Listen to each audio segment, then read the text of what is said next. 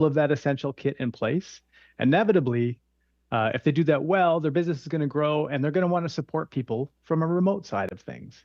Yep. Yep. So that's what I'll focus on today. And I'll talk about some of the things that people need to really be aware of, things like latency and back channel communications and virtual green rooms, which incidentally is something you and I are dealing with in the background here, right? As participants for this show. Yes. Yeah. So I pulled together a bit of a presentation and I'm going to share it right now All right. to give you some context of who I am. So can you see that? Okay. Can you confirm that, Anthony, if you're seeing? Yep. Broadcast without barriers. Perfect. So the reason I put up this slide, and it's the reason why Epiphan, we always say that, is because our goal here as a hardware manufacturer is to help people get broadcasting and eliminate some of those barriers. And you covered so many of them in your talk, but in our case, it's usually when people transition a bit more upstream when they're trying to teach other people to be able to broadcast. So for example, we have products used on the International Space Station. This goes back a long time with Epiphan's history, but those products are still there and they're about capturing video. We have products in use. This is a company called Under the Pole, and they're doing video capture in this ROV, and they're exploring the Arctic, and they're here in this photo, they're in the Caribbean, and they're doing research down there. So you can imagine they want really, really reliable equipment. So that's kind of the background of where Epiphan's technology comes. But then beyond these mission critical applications, we go into a more commercial space and we start selling products all over the world. And usually it's in live event settings like we're in today, but also in government and universities and medical and all these crazy stories. So I'll spend some of today talking about some of the ways people are using our devices and some of the ways they're doing remote production. To give you a highlight of what we create a lot of hardware. So you might be familiar with our Pearl family, that these are systems that allow you to capture, stream, enhance, and record video. So kind of similar to some of the things Anthony was just showing around those all-in-one systems. Our systems are similar to that. And we'll get into some of those details as we talk about the stories today, but I'm not going to talk about product too much today. I'll, of course, answer all your questions. I really want to focus on what to consider when you're trying to do some kinds of remote production. Some other things that we create as Epiphan are capture cards. So these let you convert your signals from HDMI to USB or SDI to USB, and they're essential when you're doing trying to get video into computers, if you're doing a vMix style workflow or trying to bring cameras into Zoom, that kind of thing. So we can help you with that. And then the cloud side of our business, we have Epiphan Edge and Epiphan Connect and Epiphan Unify. And these are all really based around the idea of remote production. It seems like when I started at this company 10 years ago, we were very focused on just getting people set up for success in the room, getting great equipment to work well. And then pretty quickly thereafter, people said, I wouldn't mind being able to control all of that equipment from the cloud. So we've put a lot of effort into building that kind of infrastructure. I better keep an eye on the chat here to make sure that there's no comments coming in, but I'm hopeful we get some nice interactivity here. I'm just trying to get my windows oriented. Yeah, great. Nice to seeing all this chat here. So keep them coming with those questions. I see Chris here hoping to deploy several pearls for capture and breakout rooms. That is a bread and butter application for what we do, Chris. I hope you find success there. Okay, so remote production. Let's get into the meat of this. So I was thinking when I was talking to Paul from PTZ Optics a couple of weeks ago at NAB New York, we were talking a lot about remote production because they're obviously pushing their Hive product, which is based around a lot of these same principles. And it got me reflecting on what kinds of remote production we see from our customers. And I kind of see two flavors of remote production. In reality, it's a spectrum, but you have the remote production rodeo and then the remote production ninja. These shorthands just let me try to understand what's going on in these applications. When it comes to the rodeo side of things, this is where you have your production gear and your producer likely located in one location. So today, for example, that's in Philadelphia, right? And then me, your talent today, or your guest, I'm located in Ottawa, Canada.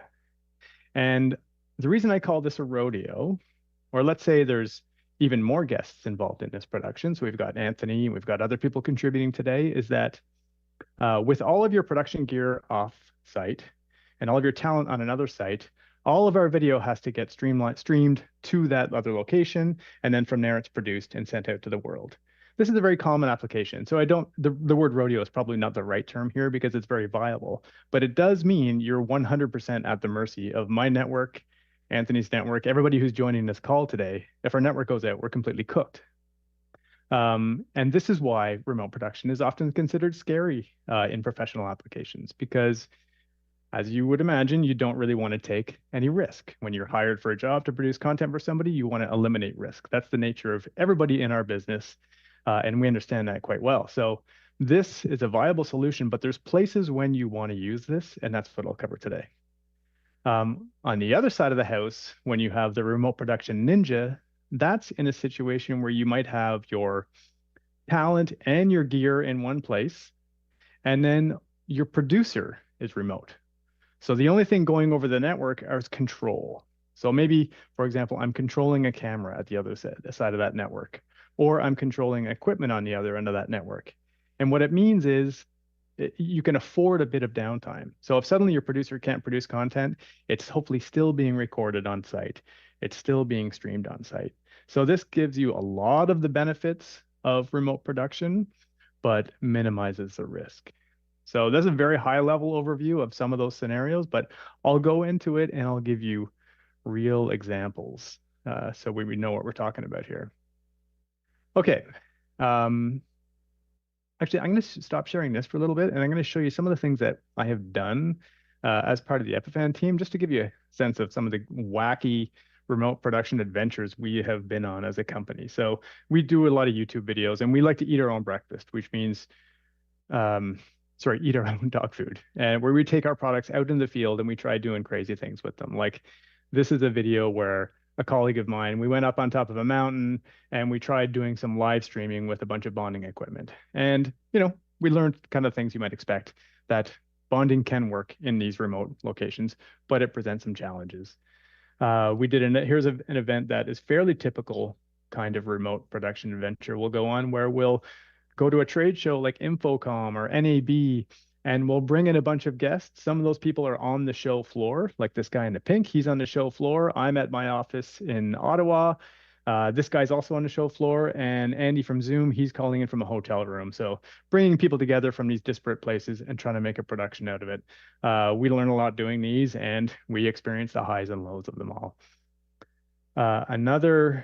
This was a wildly, I think, unsuccessful exercise where we tried doing a lot of live streaming, SRT-based streaming, which we'll talk more about today, from 3 different motorcycle cams. So 3 colleagues from Epiphan went out into the field and did this ride together where they're all trying to stream from their bikes as they do this tour of the Ottawa Valley in support of prostate cancer. So a great day had by all, and we learned that it's hard to maintain a consistent network when you're driving around on a motorcycle. A more successful event would be something like this 4 friends and a pearl video that we did. So this is 3 popular YouTubers who you might know: Photo Joseph, Aaron Parecki, and Curtis Judd, along with George Herbert from Epiphan. And they were all SRT streaming to a central point where that production was being done. So the video in this video, you probably can't tell because I'm just sharing it into a Zoom call. It's exceptionally crystal clear. Everybody sounds great. And we kind of uncover how to achieve this kind of video using some Epiphan stuff and some SRT protocol. So I'll stop sharing that for now. That's a little tease on some of the things that we've done in the past. Okay, and I do see questions coming in. Eat your own dogwood means eat things, you make mistakes. Not a good thing. I disagree, Jerry. That's why we eat our own dog food, is so we learn from it. So I guess we're doing it by intentionally trying to learn from it, and so we have failures. So okay, I'm going to get into these slides again. So when it comes to the remote production rodeo, so this is the idea that your gear is on one side and your talent is on the other side. So the benefits of this kind of setup is that you have very minimal on-site hardware. If I can just set somebody else to join a Zoom call or figure out some computer-based SRT streaming, I don't have to have a lot of gear on site. The shortcomings, of course, is that it's total reliance on the network. It's 100%. If their network goes down, the whole thing is cooked. But it's very convenient, and this is the solution that we're doing here right now. I'm here in Ottawa joining this call. So if my things go down, we're cooked, but it's pretty reliable. We all do video conferencing all day. So there's a reason for this. So some of the times when this approach makes most sense is obviously when your talent or guests are remote and they don't have that production gear on site with them. And another application is when it's a recording first project, like when the main goal of the project is to record that video content. So that's where this is fine. So even if my network goes down, I could be recording this locally and we could still have a great broadcast. A perfect application would be doing podcasting, where for podcasting, you don't necessarily need to stream your video to a centralized location. You can just record all of that video locally and then you collect it and produce it later. So that's a great application for remote production, in my opinion. And when it comes to the tooling around that, the ways you might do that, the two obvious methods would be to use a Zoom-based workflow or use an SRT-based workflow. There's, of course, many, many ways to solve this problem, but these seem to be the two that I see most in the field, and I guess the ones that we've experienced the most, so I can speak well to them. And now I'll get into a bit of storytelling around some of the customers that we've seen use this. So there's a company in Vancouver called Heffel Fine Auction House, and they are selling Andy Warhols, and they're selling really, really expensive pieces of art. And as you can imagine, they'd want to attract as big an audience as possible to try to generate these sales. And what they do is they have 3 locations in Canada, which they use as different bidding and selling places, and they bring them all together using an SRT-based workflow. If you're not familiar with SRT, it's secure, reliable transport. That's kind of a boring name, but it's also pretty accurate in what it does. It lets you send very high quality video over distance, and it can be you can control the latency on that video. So the reason you might want to control that latency is because if one person is coming in from Hong Kong and it takes their video, 1 second to reach you, and if the other person joining is coming from New York and they're much closer, well, their video is only going to take, 150 milliseconds. So to be able to adjust that latency and make them even is critical for a high quality remote production. So that's some of the benefit around SRT, and maybe we'll talk about it a bit more if we have time. But this Heffel story, this is their production team in one site. So I think this is in their Vancouver studio. And then they have other studios in Toronto and Montreal, which are sending SRT feeds to that centralized location where this producer here has a bunch of our Pearl Nanos, where they are decoding the stream and then compiling it into one stream, which goes out into YouTube and other places where they're collecting these auctions. So instead of trying to explain it, I do have a nice diagram here, which I think I'll show you. So this is a quick diagram to let you know what's happening. Montreal studio is using one of our encoders, and then that's getting decoded in Vancouver, and then they're doing switching on a different piece of hardware. So that switcher could be anything you want really, and it could be cloud-based or it could be locally based. In this case, they have a local switcher, and then they stream that out to YouTube. So just to highlight that SRT workflow, and we'll get into the Zoom-based workflow, which is obviously going to be more popular because it's more ubiquitous. But SRT is going to give you really, really high quality video. If that's your goal, if you're doing broadcast quality video and you can afford to have a little bit of gear on site where your talent is and they can do SRT-based workflow, you can get a quality that is the same as if you were in that room with them. Really, like it's really, really high quality. And there's a couple of tricks around SRT that you get to. You get something called packet recovery. And that means if there is any kind of hiccup in the network, minor hiccups, let's say, those packets can be recovered and sent along with that stream.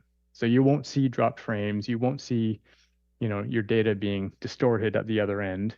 I mean, it can't, if your network goes out entirely, it's not going to solve that, but it's going to help you recover from all those little blips along the way.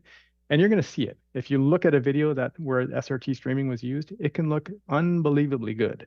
So I encourage you, if you are thinking about remote production, just to look into this and see if it's something that you could work with. Okay, I'm just looking at some of the comments here. Um, Assuming you're already using a mixer at the remote location, can you also send isolated mix to the control location? You can, sure. The audio is probably going to be your biggest challenge here in all of this, and I will talk about that a little way. How do you do inexpensive intercom between sites? Another great question. So in this workflow, when we're talking about these Heffel folks doing multi-site workflows, and what my experience is to do a completely separate workflow. Just separate it in your mind. You've got a workflow designed for sending video back and forth, and then you have a Zoom call on the side. That's what we'd use. We'd use a Zoom call for the comms, or I'd have a Slack channel open going here, or even a phone call, like anything, but as long as you keep it separate, because you want to be able to afford to be able to add latency when necessary when doing an SRT-based workflow. That's kind of a big topic, the whole comm side. And if we have time today, we'll get into it. But general advice is just separate it from your main workflow. Like I'll give you an example. We're on this call here now, and I was kind of wondering, am I up? I was supposed to be up at 12 o'clock today. I know we're running a bit behind schedule, and I didn't know that. And if we had some kind of intercom system that was going where someone could have said, hey, George, we're 20 minutes late, don't worry about it. That would have helped me as a presenter, especially if you're new to that. So that's a great question, Bill. Okay. Another image of what that an SRT workflow could look like if you're really a Perl fan and you want to use all Epiphan encoders and you want to decode it into another Epiphan device, we can get you rolling with the whole end-to-end solution. We can get real technical here and go into the round trip time to figure out your latency. I don't think we need to dive too much into this today, but you can basically measure how long it's going to take your video to get from one point to another point, and then figure that out for all your guests, and then you can stack them up and make sure that you have everybody in perfect sync. So, but I'll move past that for now, and let's talk about another customer story. So we have a company called the Volume Podcast Network. The Volume produces Bill Cowher's show and Shannon Sharp's show and all these like NFL players and NBA players, Draymond Green.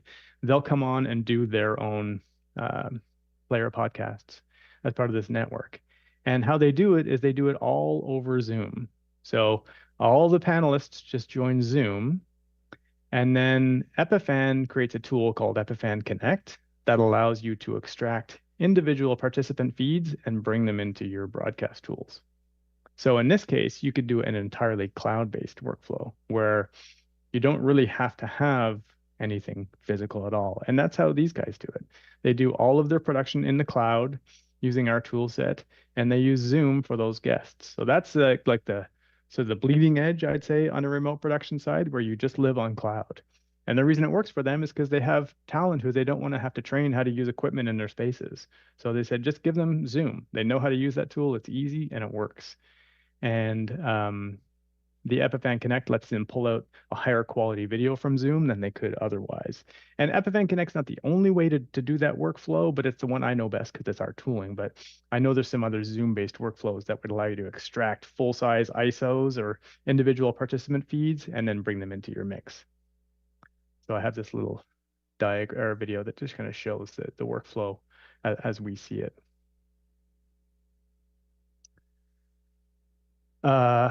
Good comments from Jerry about intercom. That's nice. Yeah, so this is our Connect tool, just illustrated. And this graphic is showing we did an event with those 3 participants, and we brought them in from one location and moved them all over to our production tooling using Connect.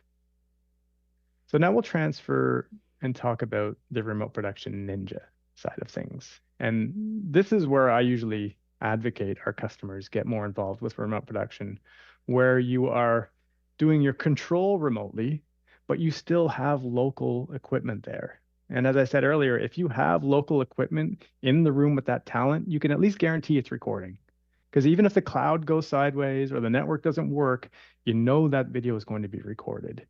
And I think that covers a lot of bases. Obviously, if the whole thing is based around a live stream, that's not going to help you. But even if your live stream goes out, so often for us at least, we'll say, well, the live stream went out, but we do have the recording, so we'll just put that up after. There's so much value to extract from that recording that I always advocate. Try to make sure you have a local recording option set up so you're not totally reliant on the network. And when I've got this little benefits and shortcomings. So the benefits of this Ninja style is that you record everything locally and you don't need to send multiple streams of video to the cloud to congest the network. So that would be a case where, let's say I have 3 guests in a room and all the production is happening locally. I'm not sending each individual participant stream up to a remote production setup. So you're just sending less video over the network. That's the benefit here. And then the shortcomings is that you're reliant on in-room technology that you're not with. So I can't walk behind my equipment and check cables are plugged in, and I can't do as much troubleshooting as if I had that production equipment here with me in the room. So I'd say that's a shortcoming. But there's workarounds for that. If you have people in the room and if you have great equipment that's easy to use, you can train them how to troubleshoot that for you. And then, as was mentioned earlier in this call, the comms are a bit more complicated in this workflow, in that you kind of need a separate comms solution so that you can talk to the people in the room, talk to the talent in the room, and not be part of the broadcast. That's one of the more challenging things about these kinds of shows. Like even today, if someone wanted to give me a note right now, if one of the producers was trying to tell me, George, you're going too long, you got to stop. We don't really have that set up here today. They could send me a chat message through the Zoom portal, and I might see that, but it'd be great if they could be in my ear right now saying like, wrap it up, buddy. We've got ClearCom being recommended here by Jerry, which, yeah, that's a pretty common choice in these situations. You're doing a really good job, buddy. Okay, apparently we do. I just got a producer note or a comment from somebody. So apparently we do have a little bit of intercom stuff here going, which is great. And thank you for the encouragement. Okay. So when would you want to be a remote production ninja? When does this make the most sense? Well, when you have predictable content and you want to set up equipment in a space and just have it run, because then you're going to invest time setting up that equipment with those talent or remote guests and know it's going to work for them for a long time. But the tooling around that and some of the choices you might look at, of course, is going to be PTZ Optics Hive. Their new product is designed entirely for this application where you want to be able to control cameras from a remote place. Hive is going to be a perfect tool for that. And if you pair that with a bunch of Epiphan encoders and streaming and recording solutions, and our cloud solution, which I can show you towards the end of this call, how that might work, you really get a nice bird's eye view of a lot of equipment in the room, and you can even get into your lighting and control that in the room. So for the skunkworks people who like to engineer solutions, building a remote production workflow would be very compelling. I think you'd enjoy that. And I think you'd find that you get a lot of powerful usage of it. So I'll share a couple of customer stories on that. So here's a company called EnviroSite. So they do they're a manufacturer and they make these robots that do this cool stuff. And they're always doing training on these robots, but it's very practical. So they built a studio, a normal studio, multi-camera setup where they can do top-down shots and straight-on shots and talk into the camera and do live Zoom meetings or live streams to their dealers and customers who have these tools. But we could help them as support because we had remote ways to log into their equipment. So we could remotely log into their EnviroSite workflow and adjust their cameras for them, their shots for them, and build their layouts and do switching and do a lot of control just over the network. Here's a couple of more shots of their studio in action. And this is a quick kind of abbreviated diagram of what their workflow would look like with a couple of PTZ cameras, laptop, desktop mic, all of it's going into Pearl.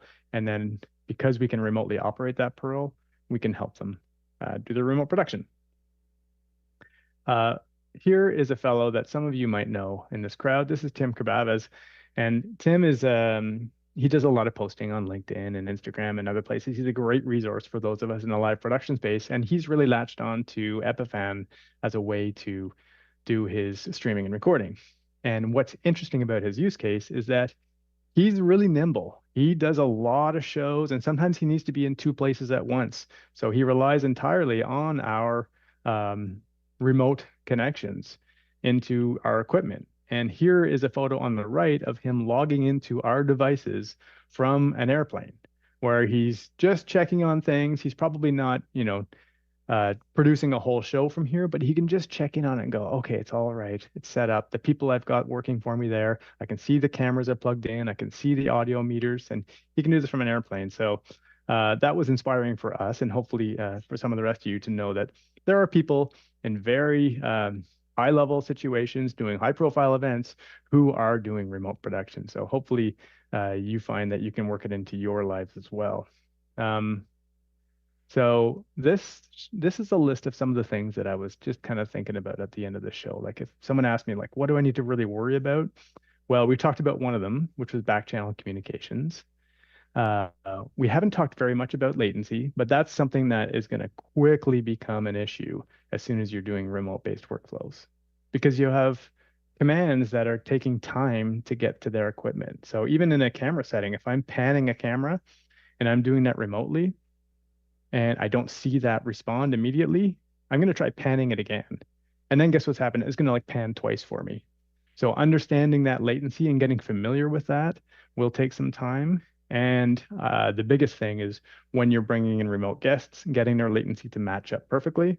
We take it for granted. And when we use Zoom, Zoom is unbelievably good at this.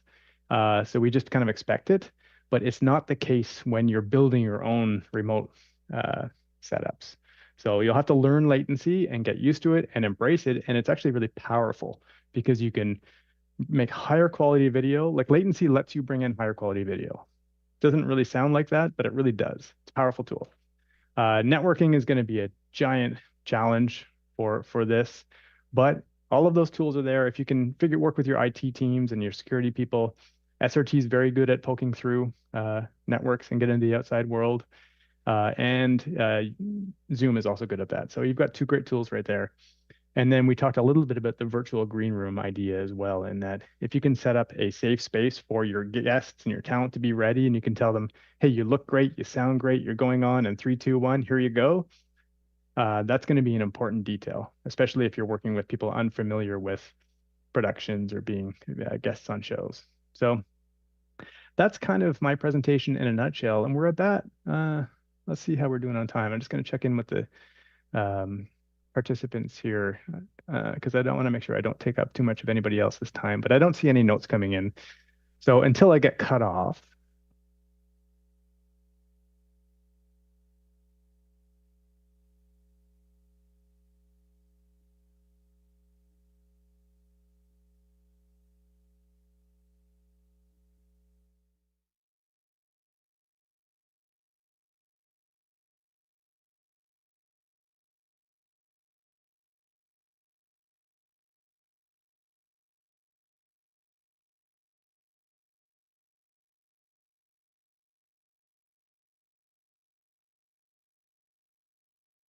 I have this device here called Main Stage. Well, I can quickly just check in on this device and see everything that's going on here. But I can even see a live video feed coming out of that. In this case, this is a recording that we have playing back on a media player, but this is super powerful that I can just log in and see this, and I can listen to this and make sure everything's okay. So that's a glimpse of what our remote production looks like. But I can also come in here and start streaming and start recording.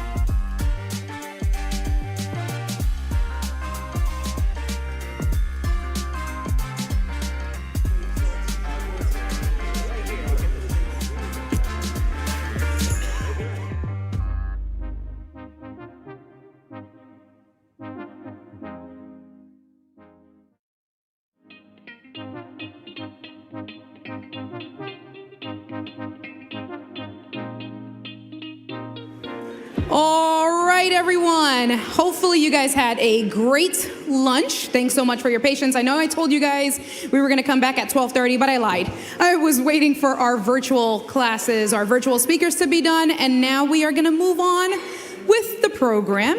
So right now we have, let me make sure I don't mess anything up. Our next session is optimizing your audio for live streaming. I'm definitely excited about this one. And our speaker is Kat Taub. All right.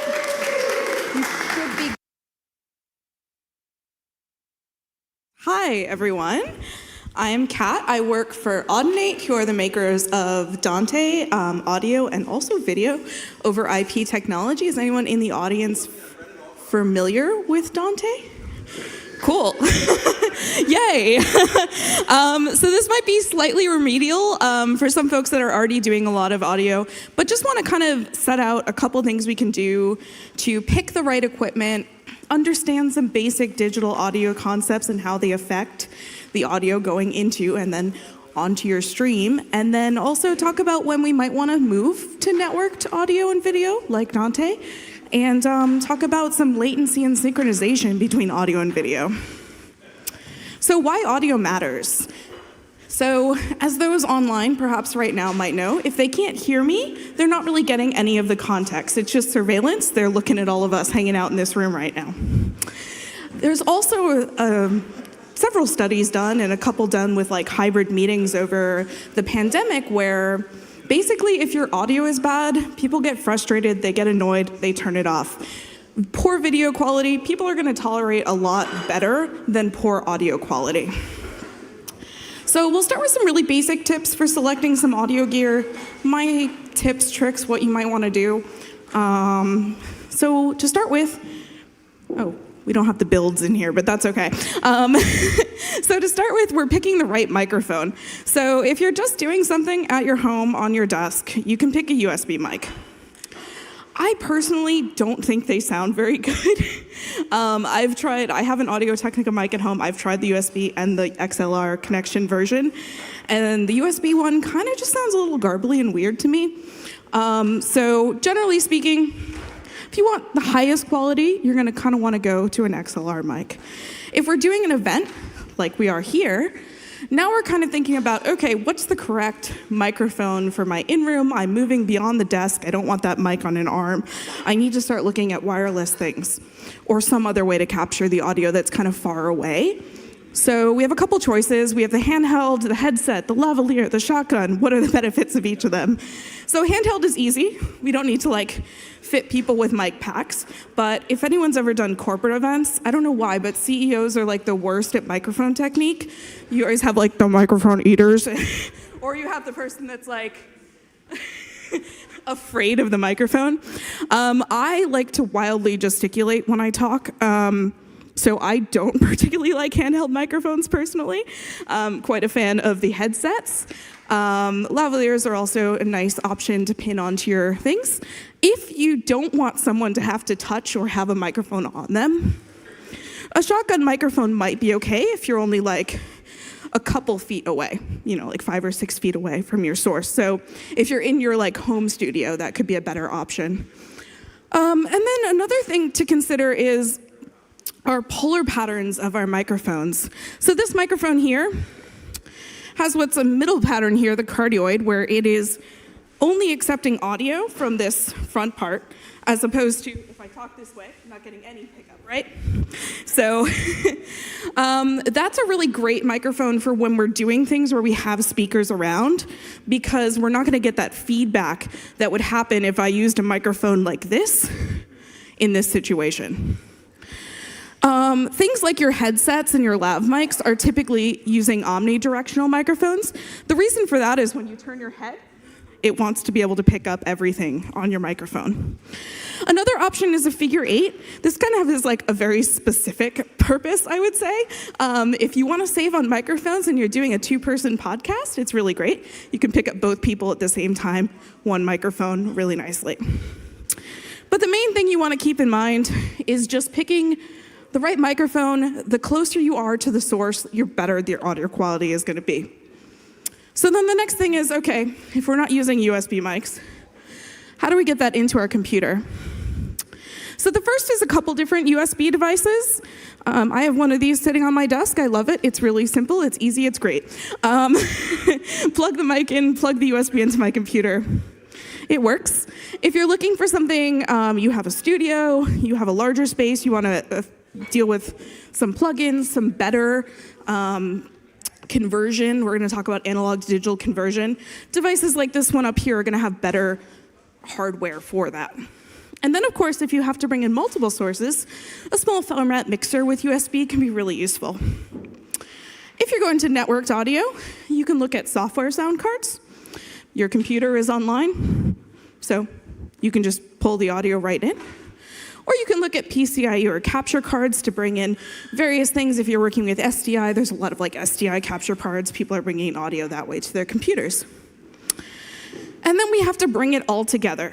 So there are a couple things here. We're going to use our mixing console to mix multiple sources, but we can also use our software to mix multiple sources, or we can use like a DAW, like Pro Tools or Reaper or Logic, to do additional mixing. So kind of the debate here is, do I just send if I'm doing something like we're doing here, I have a live stream and I have in-house sound reinforcement, am I just going to send the same sound that I'm using for in-house to my streaming computer, or am I going to send a different feed and a different mix? And the answer is, it really depends. This space has really high ceilings. It's kind of a funky sound space, I would say. I don't know. Our sound guy back there, are you sending the same mix to the? No. Yeah, absolutely. So I figured. So that can be something really nice, is being able to send those individual channels or just a completely different mix via aux bus to your streaming computer, rather than just using the same live feed for both the streaming and your in-house sound. So now that we've picked out a couple audio devices, let's move into some digital audio concepts and why we need them. As soon as your audio goes into your computer, it has to be digitized, so turned into ones and zeros from the sound waves that you hear. So this is kind of an example of some sound turned into a sound wave. So digital audio conversion, we're trying to replicate the analog signal in a digital format. So it's kind of like the way that cameras work, where they take a still image every, so many times a second, then we get our frame rate. It's really similar, except instead of 60 times a second, we're taking it tens of thousands of times a second. So when we scroll way into this image, we get our little sample. So the first part of that is sample rate. How often are we taking these samples? So the first one, example A, we have a pretty low sample rate. And if we were to take what I'm speaking now and represent that, it's going to be this really blocky, chunky thing that's going to sound pretty robotic and garbled. Not very good. But then if we increase our sample rate, we can see that this second wave here looks much more like the original example. So some typical sample rates that people work at are 44.1, which was common for CDs for us older folks, and is also common in like streaming audio for like Spotify as well. 48K is what we're typically going to be working with when we're working with video. It just fits a little bit better into the frames. And then, should I expand and use a higher sample rate? And the answer is probably not for streaming, especially if your source is just someone speaking as opposed to someone performing music. Typically things like 96K or 88.2 are reserved for like archiving sounds. It basically just gives you a little more space and you can capture a little bit more of that high end than you can with 48K, but it's not really necessary, as technically the highest that we can hear is 20 kilohertz.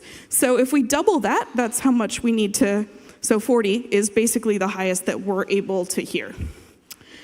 Now, one place where if you're doing some funky stuff, I come from an electronic music background, if you're gonna be like slowing down and stretching audio and that kind of thing, that's when maybe you wanna record at something like 192 or higher. So then the next part of that is the bit depth, which are just sort of the amplitude values. So we have our sample rate, kind of this long lines across here, and then the bit depth on the side here. So some common bit depths are 16. That's what we're using on CDs and a lot of other streaming audio-only platforms.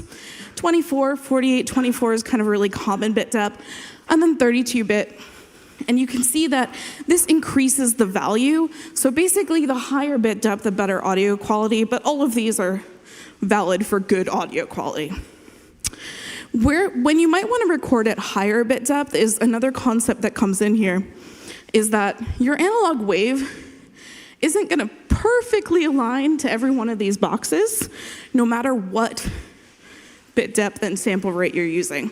So what happens there is we get kind of this randomness in the pattern, and it's called the noise floor, and it presents to us like kind of noise in the background.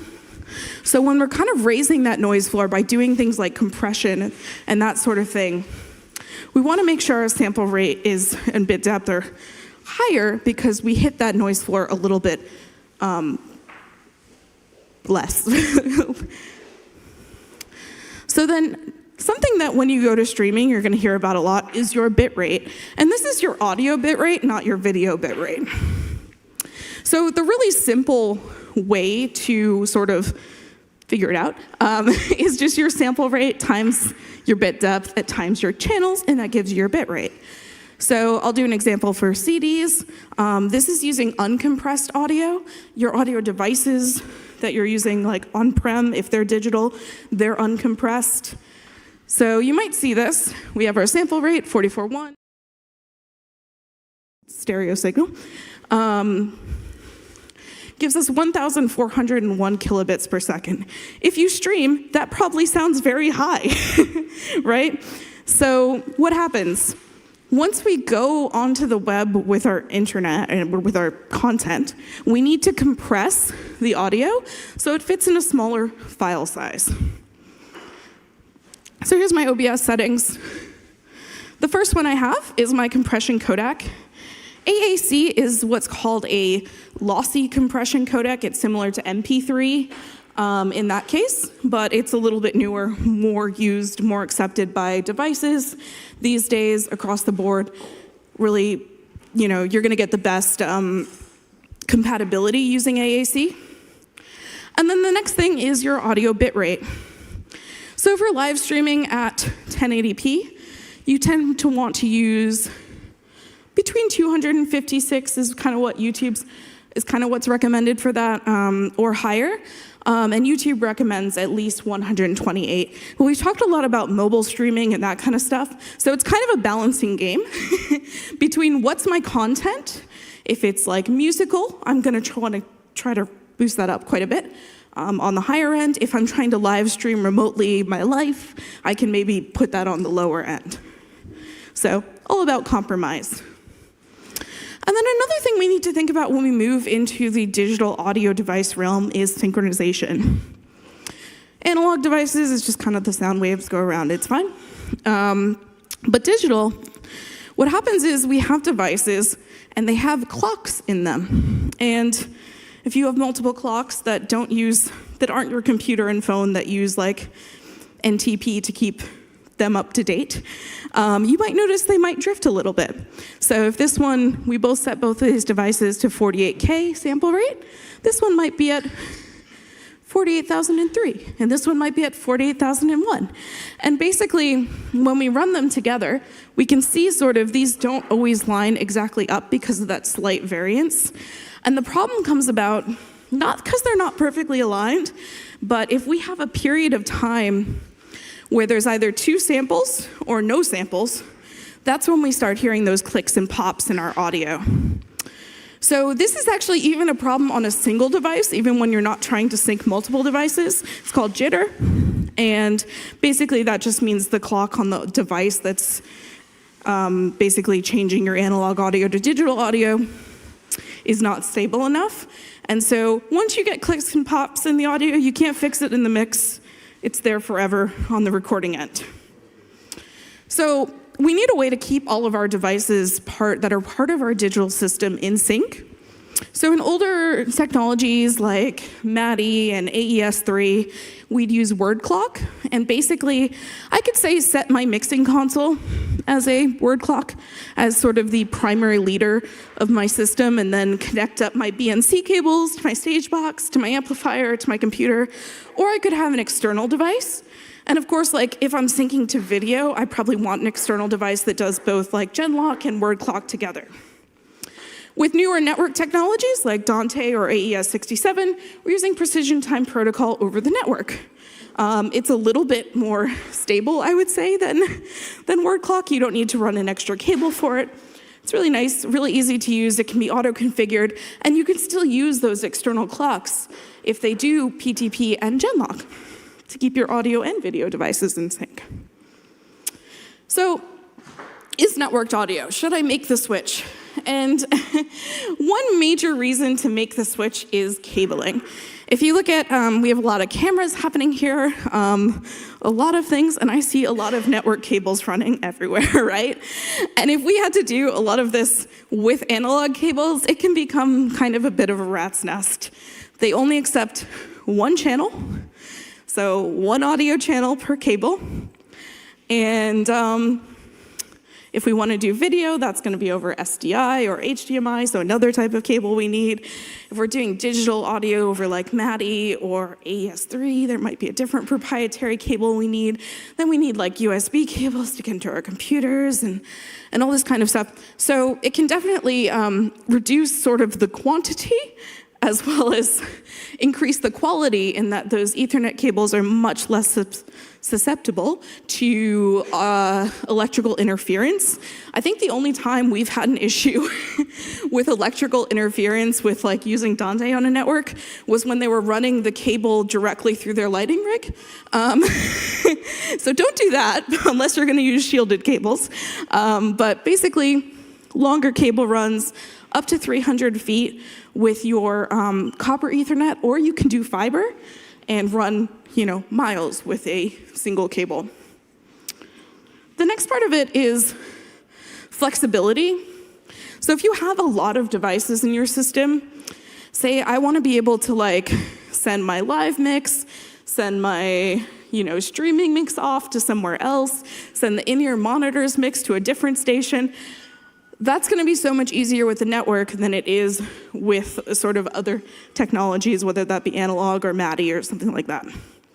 The other thing is if we need to send audio and video to multiple rooms or across campuses or down the street, that's obviously much easier with the network. So a little preview here of Dante controllers specifically. This is something people have been asking for, our dark mode. That should be out probably next week. So for those working in theaters and darker spaces, we have you now, finally. So logical routing means we don't plug a device into another device per se, but we're actually making those routes by clicking on different channels in Dante controller. And then, of course, when we plug things in, we can like name the devices, and we can split signals really easily using a network technology called multicast, so we don't need like distribution amplifiers or additional splitters in our signal. And then we can also use presets, which let us just say, okay, this is a setup I use all the time, I'm gonna save it, and I can just restore my whole system directly to that. So it really makes it useful if you're kind of like tearing down and building up systems to just be able to say, here's what I wanna do today. The one cool thing about Dante is even if you're setting up and tearing down systems, if it's always gonna be the same setup, those routes are remembered on the device, even through power up. And then finally, I talked a little bit about integration with a computer, but Dante Virtual Sound Card is a really great piece of software to get audio into and out of your computer. Allows you to send it to other computers, to other Dante devices, receive from your mixing console directly, whatever you need. And then if you have the need for things like redundancy in your signal because you're worried someone's going to trip over your Ethernet cable, or you need just a lower latency. I'll talk more about the latency of DVS versus a hardware device in a little while, but If we just need a lower latency, we can look at things like PCIe cards or audio interfaces that can bring in our Dante audio. So then to finish up, we're going to talk a little bit about system latency and sync. So here I have my audio system. It's probably pretty similar almost to what we're doing here. We have our microphone. We're plugging into a stage box. This could be a wireless receiver. That's going into the network, going into our mixing console, coming out of our mixing console, into, say, an amplifier for a speaker, or it could be an active speaker that it's going direct to. So when we look at the system latency, we need to take into consideration digital to analog. Oh, I messed this up. It got backwards. This should be analog to digital conversion and then digital to analog. And that typically takes like between 10 and 50 microseconds. So even shorter than a millisecond. Then when we throw it on the network, basically, it's around a millisecond. A lot of Dante hardware devices can do much lower than a millisecond of latency. So where we need that is like when a musician is on stage, like having to monitor themselves, we want to cut that latency as much as possible. So a lot of devices will go down to about a quarter of a millisecond. So if we're just going from a stage box to the mix console to the in-ear monitors, if we cut that network latency down to a quarter of a millisecond, we're not having that issue with performers being like, I'm hearing myself back too late. The longest amount of time in your audio signal chain is sort of your mixing and processing. Typically that's going to take a few milliseconds. I think on like the QL1, like the Yamaha mixing console, it's about 7 milliseconds. But it's obviously going to be dependent upon what type of audio plugins you're using. Are you just doing EQ? If you're doing compression, that can add a bit if it's doing like look ahead. And then when it goes back on the network to the next device, we're adding a millisecond, and then between the amp and the speaker, we're doing that digital to analog conversion again. So that's kind of your system latency. When you're in Dante Controller, if you're happy to use it, the 1 millisecond or a quarter of a millisecond, your setting is just between one device and another device. So if I need my house system to be a little bit later because I want to maybe sync with audio and video, or those devices don't support low latency, or maybe I'm sending out to a larger portion of the building or rooms across the campus, I can increase that latency if I want. But keep it really low latency here where it matters for the musicians. So then if we look at the streaming workflow, the thing I've replaced here is now we're going into your computer and heading out to the internet. So for this one, the mixing signal in your computer is going to take a few milliseconds, and then your network to remote, folks, that could be anything. It's dependent upon so many things. What programs you're using to stream to, whether you're adding stream delay, what your end viewers network looks like. So lots of variants can happen there. With this one, I've included the network latency for a virtual sound card is about between 4 and 10 milliseconds you can set it. The reason for that is it's not just going from like a dedicated hardware chip. It's going like into your computer that's typically going to be doing a lot of other things. It could be, running PowerPoint slides. It could be running your video production software, that sort of thing. So we want to make sure to take an account for like a process is busy on your computer. Is there time to get the audio there when you don't have to worry about that so much in hardware devices because that's all they're doing. So then here's sort of our audio signal flow. Out to speakers, we're trying to get under 10 milliseconds usually. Into computers, probably between 10 and 15 milliseconds. Great. So what happens with our video flow? Well, video is going to inherently take a lot longer because frames are a lot longer than a millisecond. So when we're looking at frames, at 60 FPS, one frame is around 17 milliseconds. If we're running at 30, that's about 33 milliseconds. So we're already, with one frame of video, significantly higher than we were with our entire audio system. The optics in cameras are oftentimes quite a big factor into the latency in your video system, as well as your vision mixers and that sort of thing, like your audio mixer, are going to add quite a bit of latency. So you want to keep the hops down as much as possible. If we're throwing it on the network, like we're doing here with like NDI, or you can do with Dante AV. I'm just going to plug my own product. So with that, if you have sort of a low latency codec, because we can't fit that uncompressed video on the network, if you have a lower latency codec like JPEG 2000 or JPEG XS, you're looking at about a sub-frame latency, so about half a frame or 8 milliseconds. If you're looking at something like NDI or the Dante AV-H on the Link 4K camera, then you're looking at actually around 100 milliseconds of latency to get it across the network, is that codec is prioritizing things like low bandwidth over low latency. So in room for like iMag applications, we want to try to be below 5 frames. That way it's not looking kind of funky with the speaker moving and then they're moving on the screen, right? And then of course, when we're coming into the computer, it matters a bit less what's happening there. So there are a couple places we can add delay into our system. If we're doing sort of a live sound system, we can add delay at the mixing console or at the speaker processor. And then in a sort of computer streaming system, we can add delay in our software like vMix and OBS to kind of rematch up the audio and video. So basically, the main thing there, video processing takes quite a bit longer than audio, so we are always going to have a little bit of a sync issue. I know that like with our Dante AV Ultra products, we say like, oh, it's in sync. Yes and no, I guess is the answer there. It's what we call delivered with deterministic latency, which means that it's always going to arrive at the same time, the same way your audio packets do.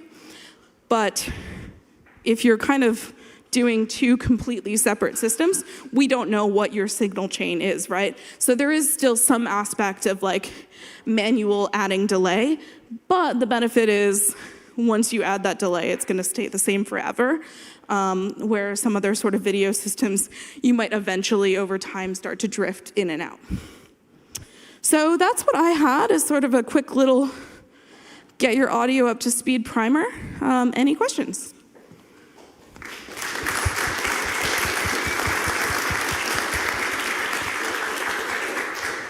No questions for Kat?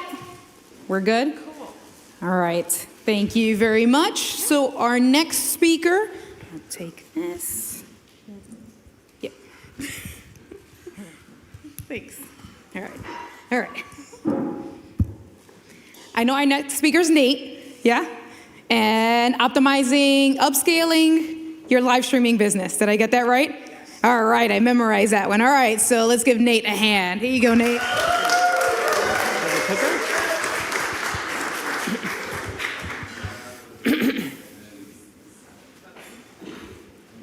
Hey everyone, I am Nate Hall. I'm with Stream Virtual Productions. We're a full-service live streaming virtual event production company located in Bucks County, Pennsylvania.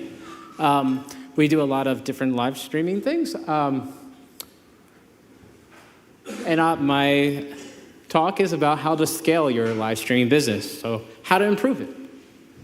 So my experience is I worked in TV since I was a kid, so I have 28 years experience doing live production, television production. I own the company Stream Virtual. I've streamed for Oprah. I've freelanced with Jimmy Stedman with Mr. Beast on their show. I've done stuff for the Navy, a lot of pharma stuff, a whole bunch of different things. So I have a little bit of experience. So the number one thing I would really take away if you're trying to do live stream professionally as what I would say you're streaming for somebody else. So you're streaming for a corporate event or a nonprofit or something like that. Any relationship, whether it is friendship or a marriage or business, it's built on trust. So if you don't have trust, you don't really have anything. So the one thing is when you tell a client you can do something, Make sure you're honest. Make sure you tell them that it's within your capabilities. Don't overpromise something you can't deliver. Always make sure that when you are dealing with a client, you're always going to be reliable. So if you say yes to a big project of theirs, and then a bigger one comes in, you can't turn down the one you've already said yes to.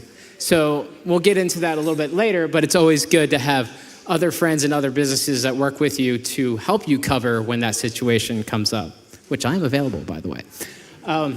So don't cancel last minute. Obviously, this is a business where if you're sick and can't make it, or you just don't want to go in, you're never going to get hired again. So always have a plan, having someone else to call that you can have fill in for you if something like that happens. And try to show up early. I mean, this business, anything can go wrong, will go wrong, and we'll discuss that a little bit later. So it's always good to be there early because you never know.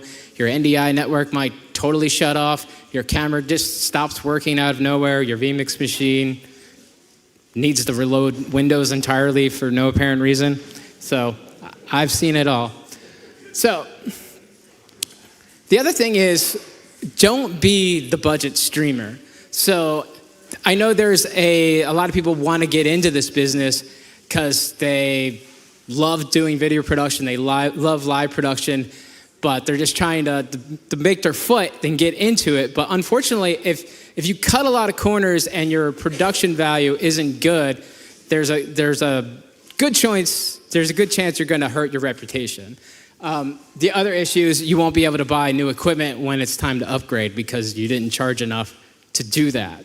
And then if you do a production for really cheap and the show fails and it goes haywire, nobody's going to remember that you did it for cheap.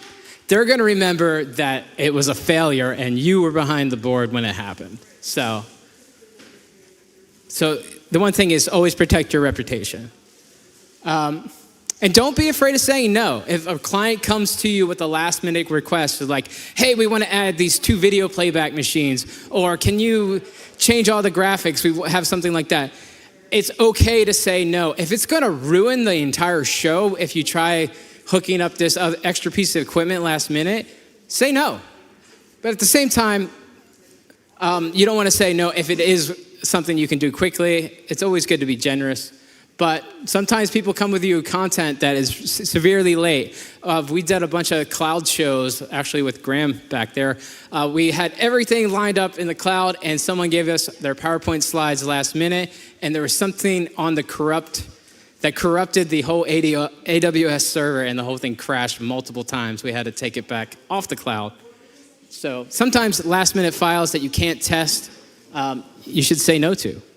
And then the other thing, it's out of project scope. Like, I like to always solve problems and tell people I can do whatever it is they want to do. So sometimes a client will come to me and be like, hey, can you do this? I'm like, oh yes, that's theoretically, I could do that. That's totally possible. But sometimes it's way out of the scope. So it's always good to remember, yes, I can do that, but for an extra charge. So that could be your mantra. Wi-Fi only for internet. This is one where I usually will say, no, I'm not going to your event. I'm not doing it. So you either give me hardwired internet or I bring a bonded router, whether it's Mr. Net or the Miri system, something like that, a live view. If it's just Wi-Fi, a microwave can knock out your live stream. And again, no one's going to be remembering that, oh, you agreed to do it on Wi-Fi. They're going to remember, hey, remember that show you did and it failed? So no Wi-Fi. But onto that, always have backup internet. Always have a plan B. So you could have the bonded router. You could have UPS batteries on your systems in case there's a brownout. If you do a lot of totally virtual production where everybody comes remote, it's good to have a generator on site in case you have a long-term power outage. Have extra gear, have a Magwell in your backpack to quickly add an HDMI input to your computer. We had to do that this morning. So it's always good to have extra gear because you never know what's going to happen. But you don't need to tell the client that, oh, it's going to fail. Oh, we might not have internet. We might not have power. So keep calm and, be resilient. So always keep calm under pressure. If this is a live business, so everything that will go wrong, can go wrong, is definitely going to happen. Murphy's Law works triple time with live production. So you got to be able to stay calm under pressure. You need to be able to adapt quickly. So you need to be able to change stuff rapidly and quickly. And you need to be able to troubleshoot logically. So you don't want to like, oh, this thing's not working, start ripping out cables as fast as you can, because you're going to cause more problems than you're going to solve. So you want to think about signal flow. How does A connect to B? Where is the failure point? So it's always good to, if there's something happening that's a disaster, step back, look at the situation, and think about it logically. And the whole time, stay professional. You don't want to lose your cool. So, but number one, always protect your reputation. So if you're going to take anything from that, I would say protect your reputation. But another way to get business, you could post on social media. So I like to show behind the scenes pictures of the stuff I'm working on. I like to help other people in the industry figure out how troubleshoot their setups and stuff like that, discuss the latest gear. So interacting with your peers is probably the easiest way to get more business because there's a lot of this business out here and there's very few people that know how to do this well. So I get 90% of my business from my friends that I met online. They're like, hey, I have a stream Friday, but I'm already booked. Can you do it? I'm like, sure. So here I am. So that's the thing I was going to say. You could white label. So you could like work with big agencies or AV companies or similar companies like mine where you have all the setup, you have the gear, and you can just do the job for them, and you just pretend you're that you are the same company. So you just white label your service under them. So this is another one where like trust is a big thing. So if you like try to steal someone's client and take that from them, no one's going to ever hire you again because you're going to have a bad reputation. So it's always good to protect your reputation. So always be honest. But that's another way you can get a lot of business. But you can just do freelancing. So that's usually you just come in as a worker. So maybe you want to work for me or you want to hire other people. So you just come in. It's always good to still bring a tech kit with all your emergency gear.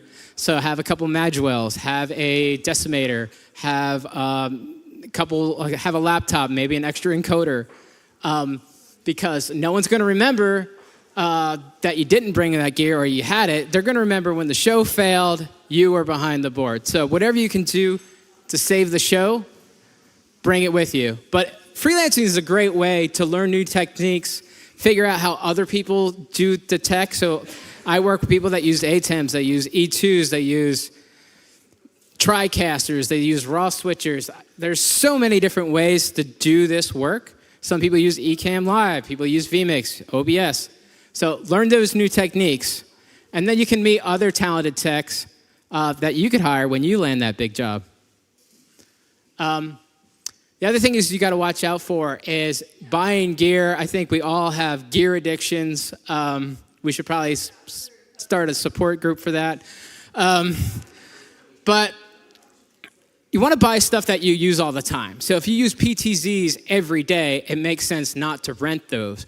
But if you don't use a projector every day, maybe you rent that. Maybe you rent the curtain that goes underneath of it, and you use that once in a while. But the other thing is to buy stuff that lasts. So stuff that's going to stick around a long time. So computers, software, cameras, they're going to be updated every 6 months, but there's some hard stuff like microphones, lights, tripods, stands.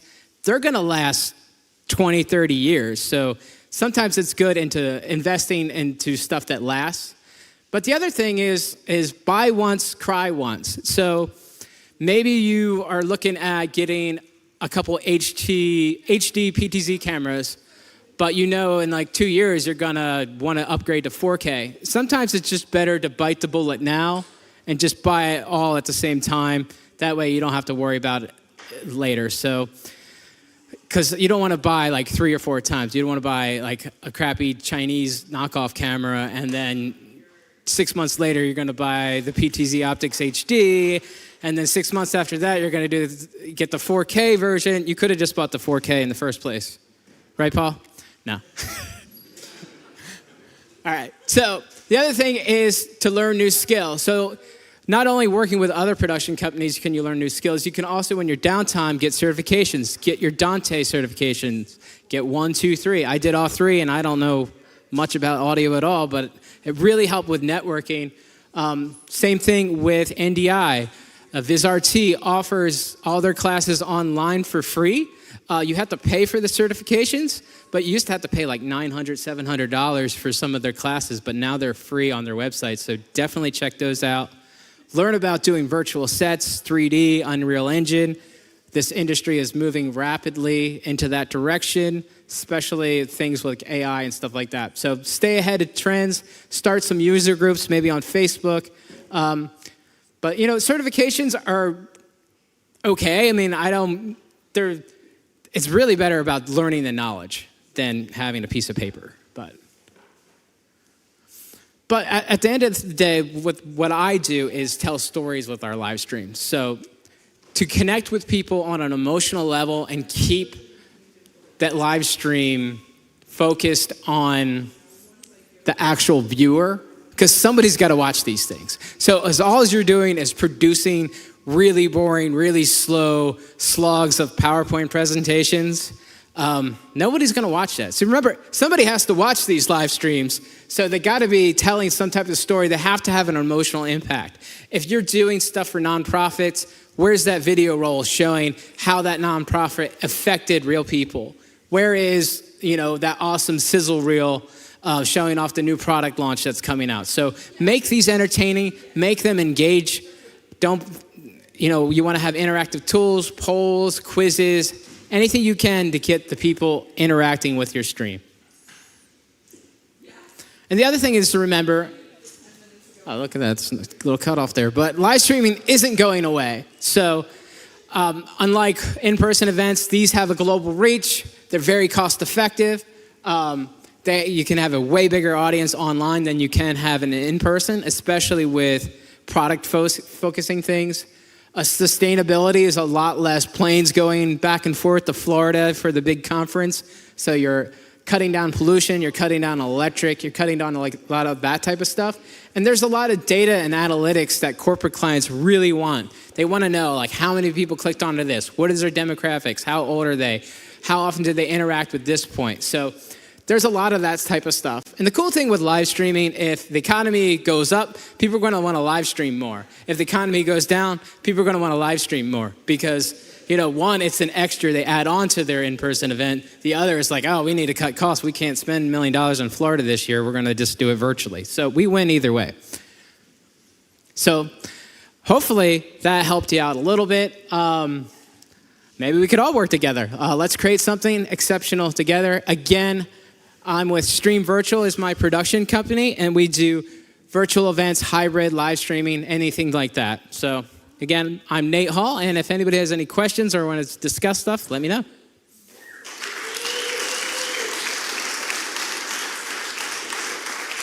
Hello. All right. Thanks, Nate. Great information. I so those of us with our addiction for gear, we call that GAS, gear acquisition syndrome. Probably all suffer from a little bit of gas. Oh, yeah. All right. Anybody have any questions for Nate? No? All good? You guys are tired? Do we need to shake it off? We're good? All right. Thank you. We're good. Thanks so much, Nate. And so for our last presentation of the day, we have our very own Paul. He's going to be talking about live streaming in 2025. New frontiers and new opportunities. Thanks again for coming, everybody. All right. I'm so excited to see this event go from, we were in New York City, coming to Philadelphia, and I'm just so excited because it's an intimate event. I think we all get to really know each other and meet each other. I hope it stays that way because the way the live streaming industry is headed, it's really growing quickly. So I'm excited for this. And I'm going to go ahead and start early. We're a little ahead of schedule. So we can start our networking and spend time hanging out, looking at the gear, which I think is what we're all here for, right? So I'm excited. So here we go. I know what you're probably all thinking. when I start this, you're probably thinking, where is Tess? You guys know Tess and I started the StreamGeeks together. It's almost been a decade. We were celebrating 10 years with PTZ Optics and 9 years for StreamGeeks after our team said, you got to start another YouTube channel for all this streaming stuff because you're talking about OBS, you're talking about vMix, you're going everywhere. But you guys know what it's like. I mean, there's a lot of stuff going on in this industry. And so to answer the question, Tess just had a baby. So Tess is on maternity leave. She just had her third child.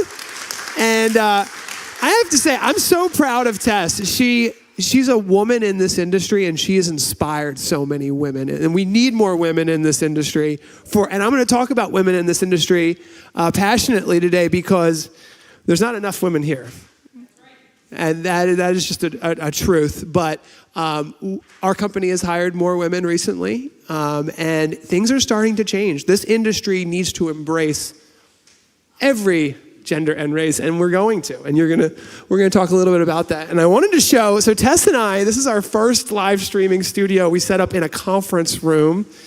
And I still remember to this day, kind of getting kicked out. We've got a meeting in this. It was a conference room. You can see here. It's a conference table. We bought a green screen. I even remember people saying, why are you live streaming?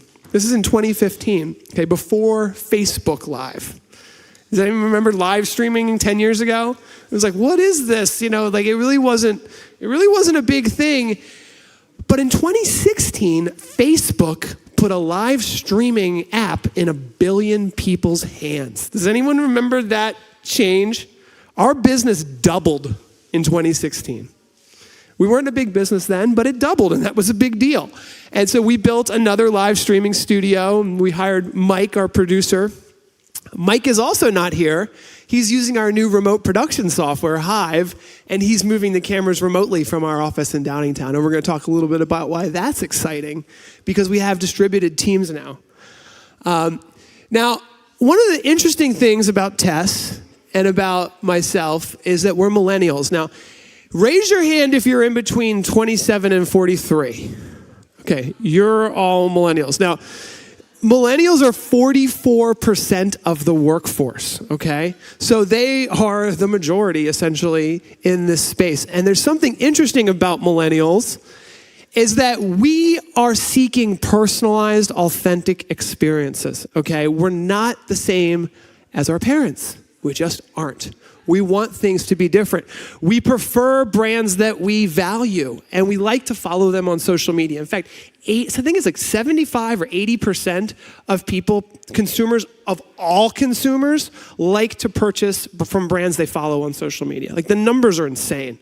And we trust social proof, and we trust influencers. We like influencers. I mean, there's a reason why these content creators are everywhere. So with that being said, there's this magic place between your company and your community. And live streaming is the epitome of it, right? It's that moment where your company is immediately connected to your community.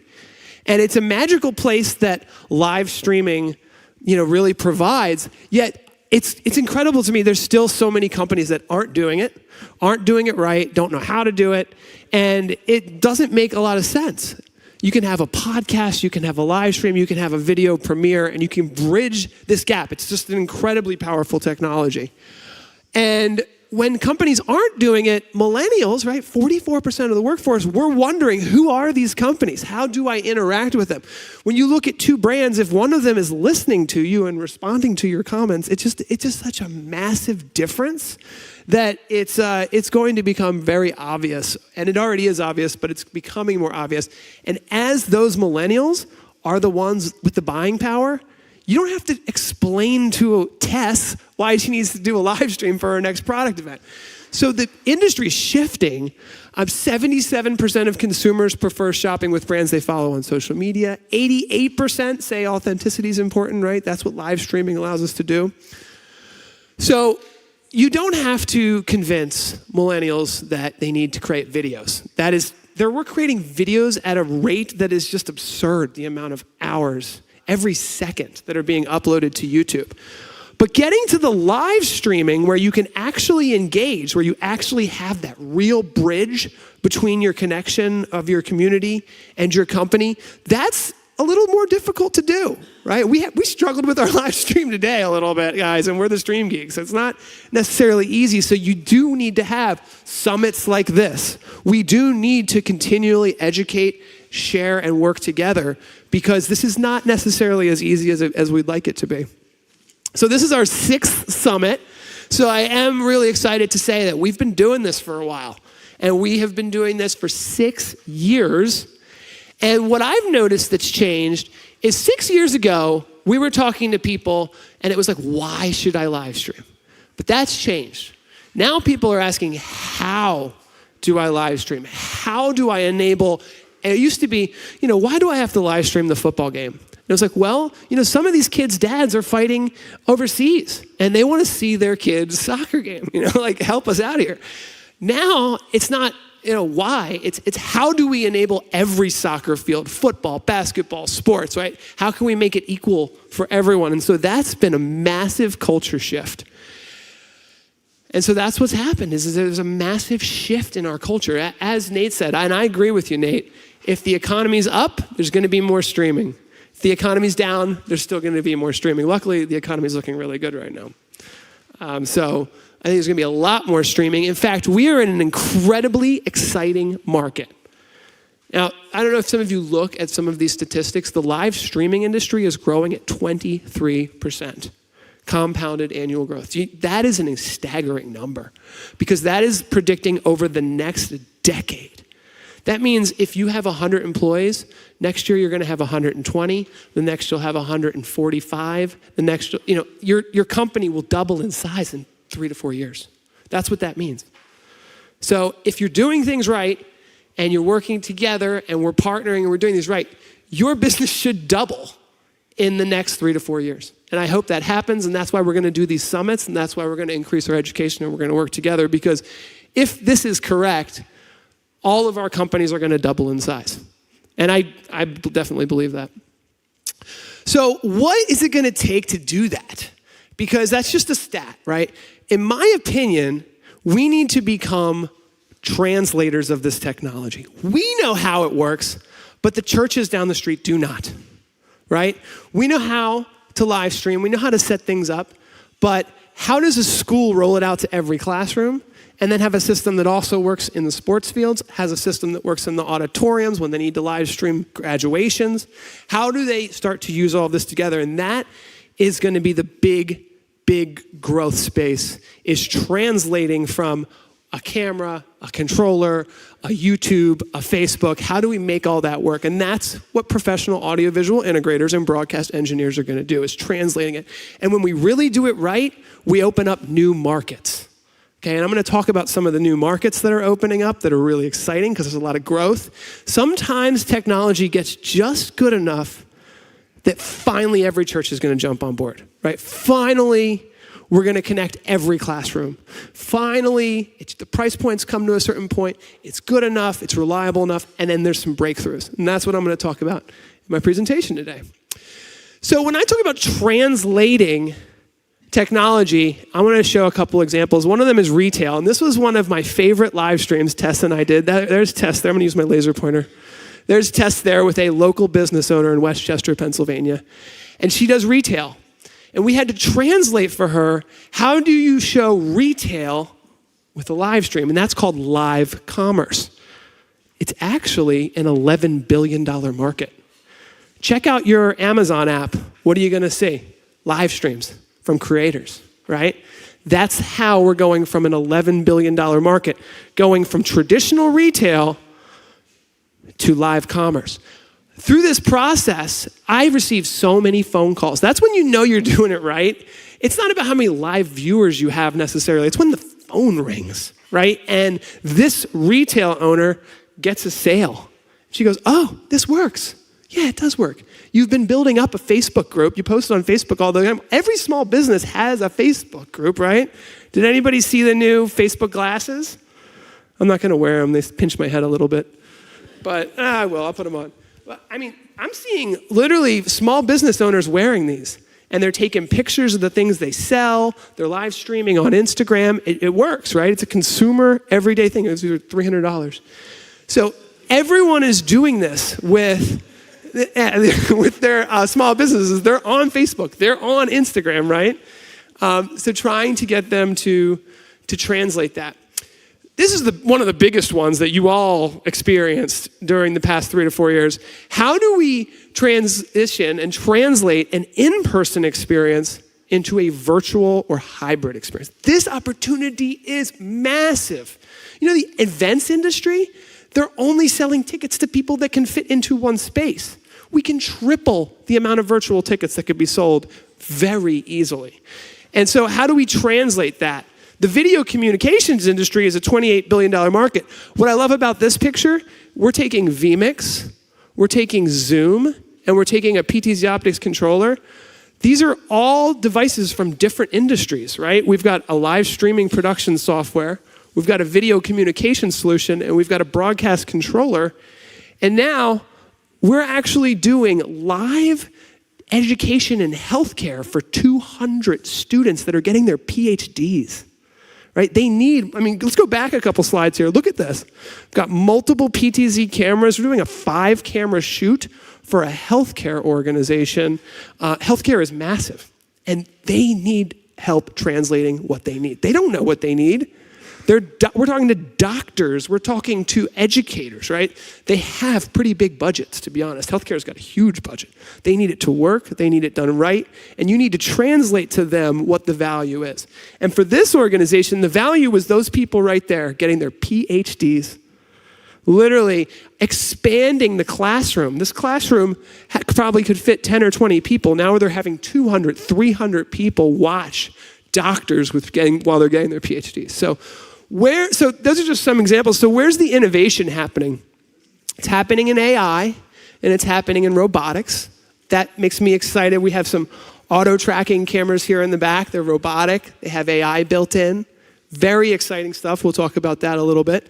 Internet connectivity, right? We've got some really interesting things happen with some of the innovators. I don't know how I gathered so many innovators in the internet connectivity business at this summit. Literally, the guys at Miri, Speedify, LiveView, we have Mr. Net over here. There's a lot of innovators in this space. This is a huge need. And then cloud production tools as well. And the interesting thing is when these things are combined, I'm not kidding, we're going to talk about all of those combined. When those things come together, you can remotely control cameras that are automatically tracking, and you can provide internet connectivity to places that could never access internet connectivity. So sure, New York City's got great internet. Philly's maybe a close second. I don't know. We had some trouble today. But literally with Starlink and some of these cellular bonding technologies, places that could never get internet are going to start coming online at a rapid rate.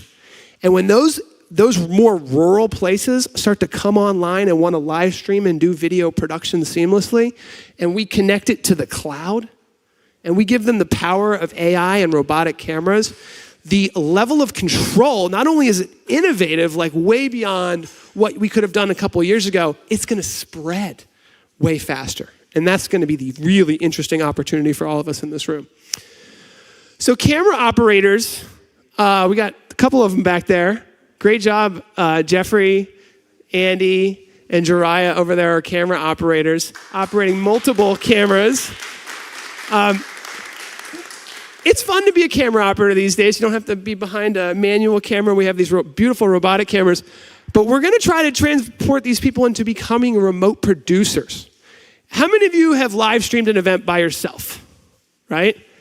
That would have been like impossible 4 or 5 years ago, right? Maybe 6 or 8 years ago. But now with PTZ cameras, one person that knows what they're doing can set up a laptop, can set up a network. It's incredible.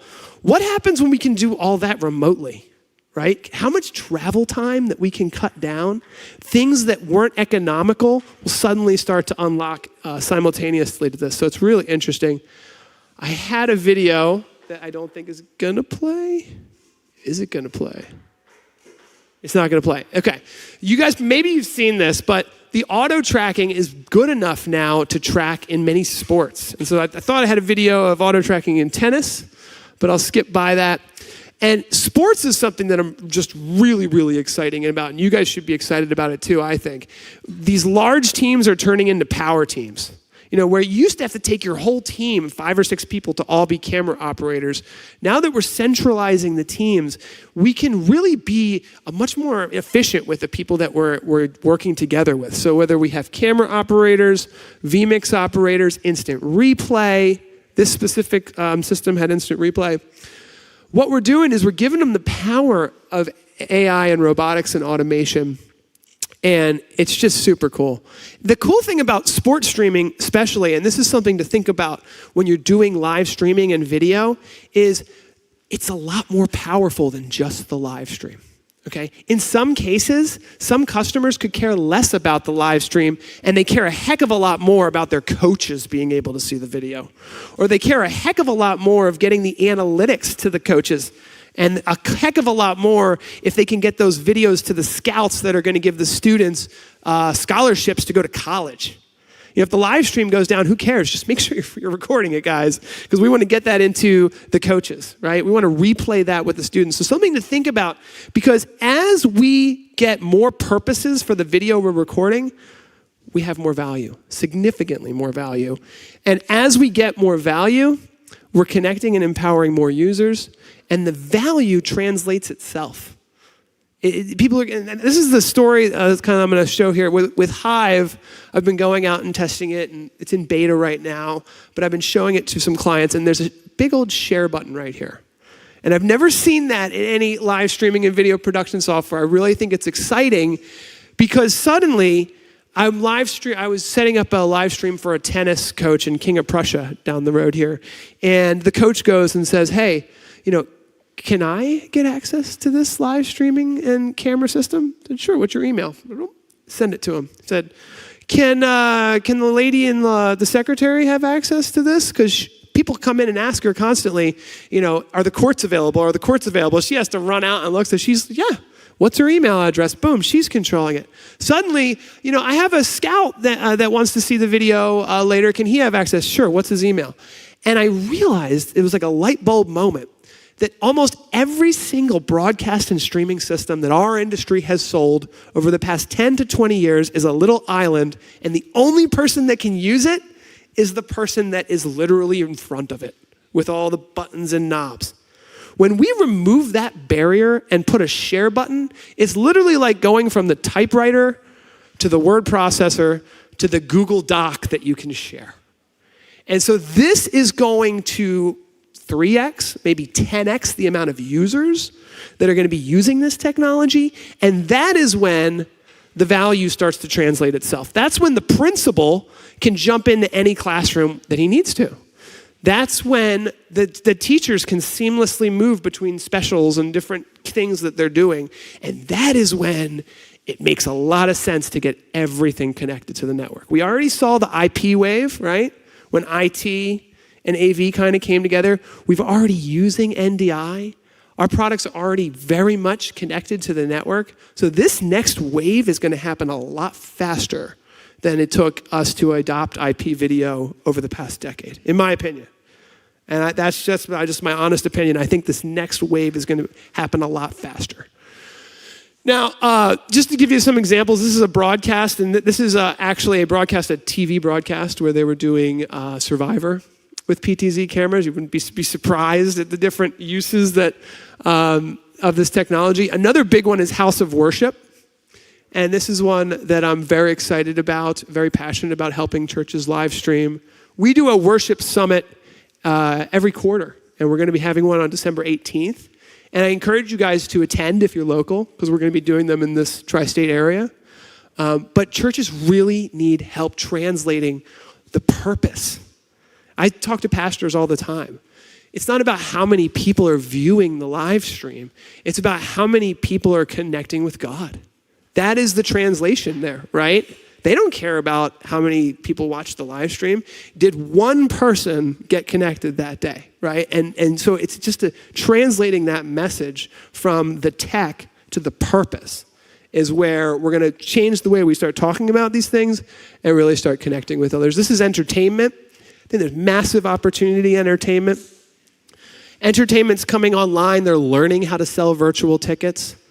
They are learning how to do Patreon and different things where these private groups of people can have special access. And it's really opening up new opportunities, new markets. Healthcare we talked about. This is that example that we looked at. Just blows my mind where vMix, OBS, Zoom, all comes together. This is where we translate all of these difficult to understand concepts into a final space. And then I wanted to talk a little about education.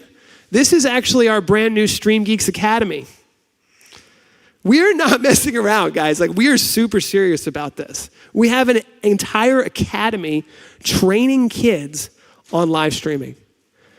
We're not messing around. We know, we want to send kids out into the world knowing how to live stream, knowing how to do video production because the demand is real, it's only growing, and we need leaders in this space to give these kids jobs, right? If this stat is correct, everyone's business is going to double in 3 to 4 years. We're going to need young, talented people to help fill the demand.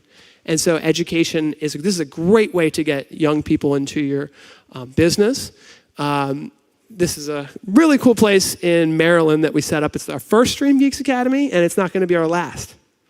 We're going to be setting up academies, and these are going to be great sources of young, fresh talent that is going to come in and help us all grow our businesses. Another one that I have to mention, because this is an exciting one, is computer vision. And this is actually a Toyota factory in Detroit, Michigan. And they're using PTZ optics cameras to zoom in to parts. I have a video of this. I don't think my videos are playing. It's a shame because it's a fun one. But I want you guys to think about this for a second.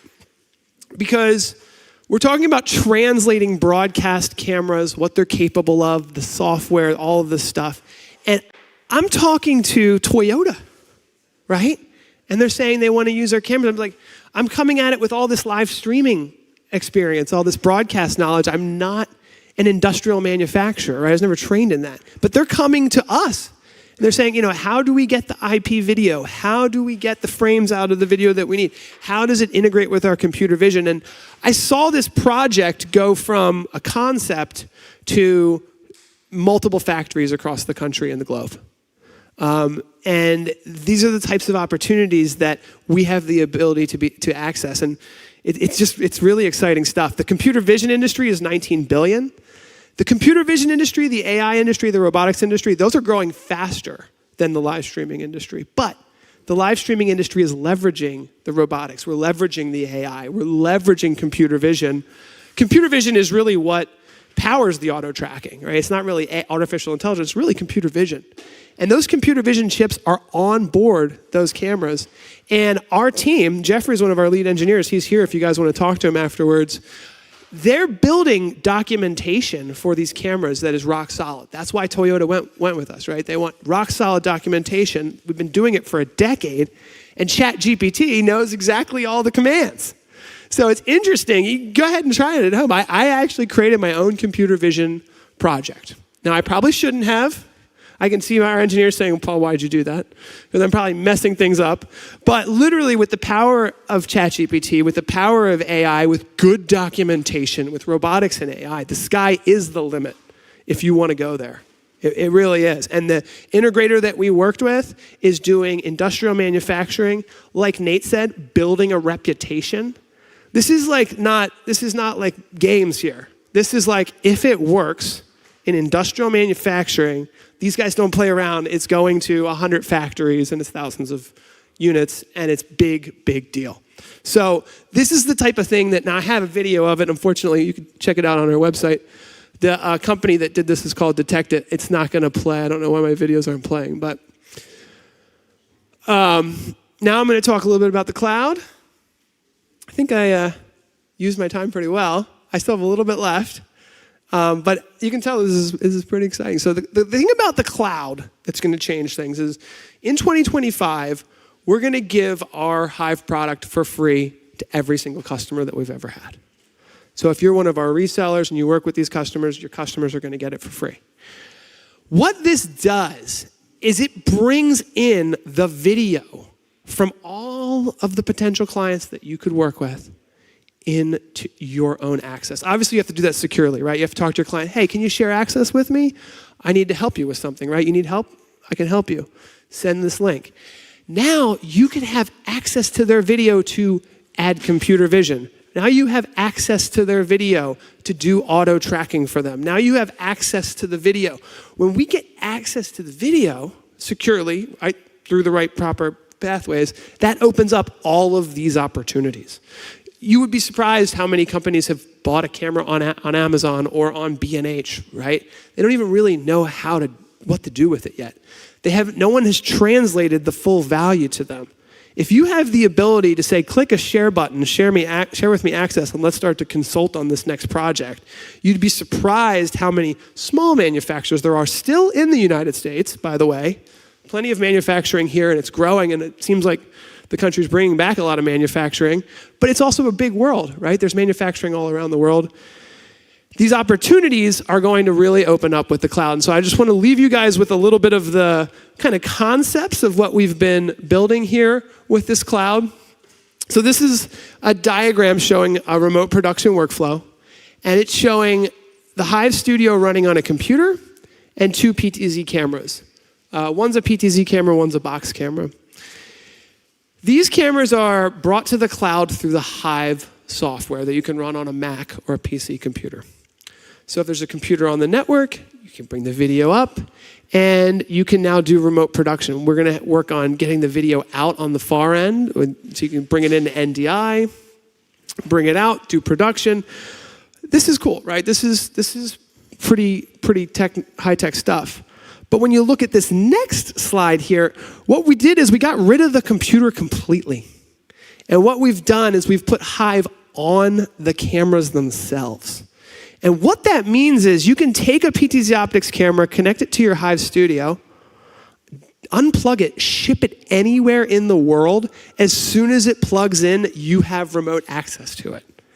Okay, so when we need to scale for a school that has 200 classrooms, do you think they want to buy 200 extra computers? Is that going to fit in the budget? When we're talking about really scaling, really ramping up for some of these big opportunities, right? When we're talking about rolling out computer vision, when we're talking about healthcare where they want to have every patient room connected, not only do we not want to have extra Windows and Mac computers everywhere because they cost a lot of money, but you guys know they have updates and you got to manage them and it's an extra power source. These are PoE devices. One network drop, and you are done, Mr. Customer. So this is going to be really, really exciting, and you can see that we can go from like 1 room to 3 rooms to 100. The scalability is going to be very interesting. So we've really combined our hardware manufacturing skills with the cloud, and you can see that we're connecting microphones in, bringing audio and video together. And on the flip side of this, you also can work with these big teams. So as Nate said, hey, I need an extra producer. Hey, I need an extra camera operator. Hey, can you help me with this gig? Do you want to fly to Texas or can I just send you a link? There's going to be a pretty big difference in the price there with hotels, with flights. And there are organizations today that have budgets set for sending people all around because it's the way they do things. They have huge production trucks going out for Friday night football, even at high school level. And when you start to show them this technology and they see that it works, they're going to either have a whole much bigger budget to start spending, or they're going to start saving a lot of money immediately.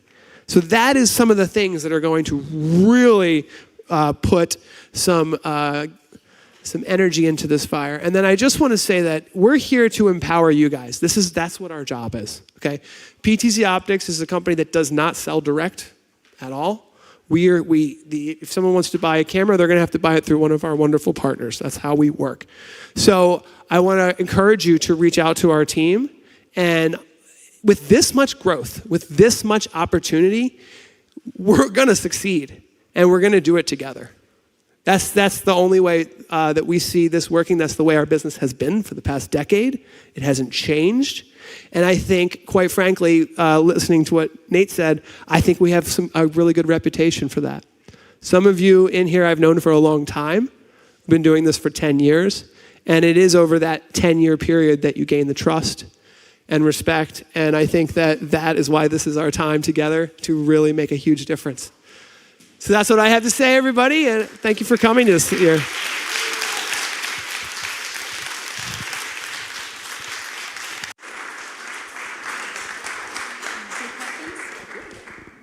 All right, when I spoke to Paul and he showed me that Hive software, I was immediately geeked out, especially as a producer for live streams. I was like, oh my God, the way I can access clients between here and Philly and I can send a camera. That was the first thing I said. I can send a camera to a client, pay a couple of bucks of insurance, charge that to them on the invoice, but now I can work with clients in California, I can work with clients in Florida, and there's no overhead, for lack of better words.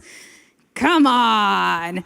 So do you guys have any questions with anything that Paul spoke about today? Yes. Let me run to you. Hold on, I'll run to you. All right. 2 questions about Hive. Bandwidth needed if you've got 5, 10 PTZ optics cameras, and when can we get our hands on a beta version?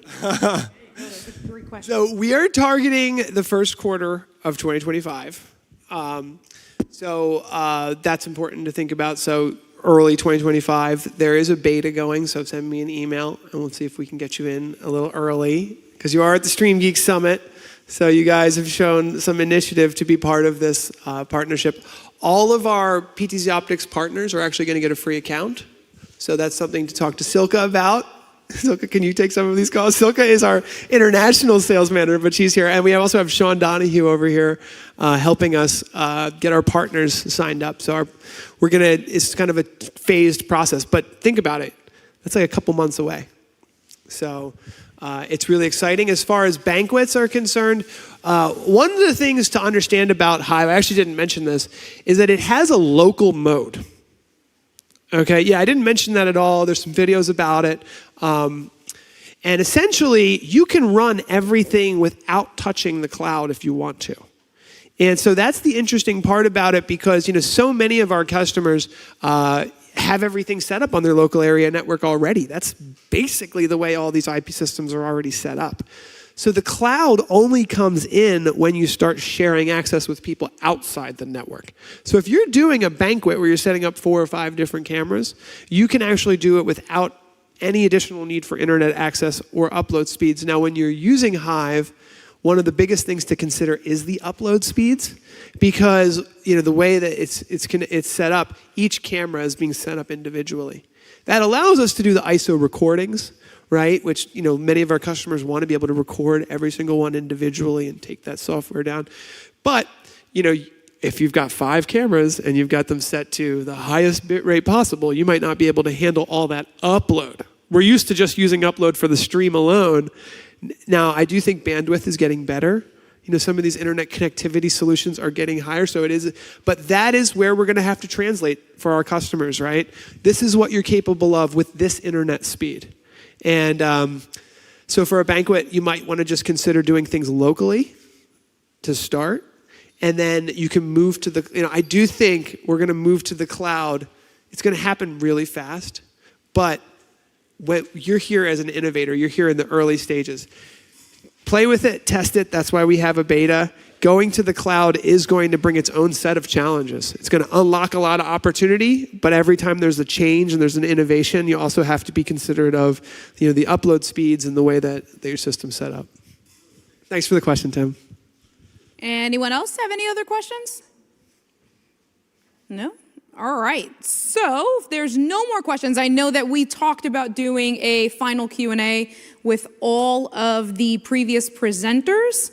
Before I get the presenters to come up here, are there questions for the presenters? Let's go there first. Do you guys want me to call them up here? I don't want to make them walk and then they'd be mad at me. Yes, no, maybe so. You guys are ready? You guys want drinks. Is that what it is?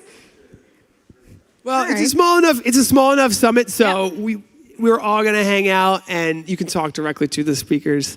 So yeah, I think so that's good, it, right? Yeah, that's it, guys. Thank you so much. Thank you.